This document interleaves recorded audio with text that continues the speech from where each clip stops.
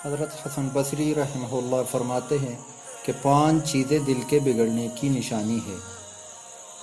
Number 1, तौबा की उम्मीद पर गुनाह करना। नंबर 2, इल्म सीखना और अमल न करना। नंबर 3, इखलास का न होना। नंबर 4, रिज़्क़ खाना और शुक्र न करना। नंबर 5, मुर्दों को दफन करना और इबरत न पकड़ना। इमाम शाफ़ी रहमहुल्लाह फरमाते हैं, दिल को रोशन करना हो तो गैर ज़रूरी बातों से परहेज़ करो। हज़रत उस्मान गनी रज़ी अल्लाह तआला अन्हु ने फरमाया, गम दुनिया दिल को तारीक और गम उक़बा दिल को रोशन करता है।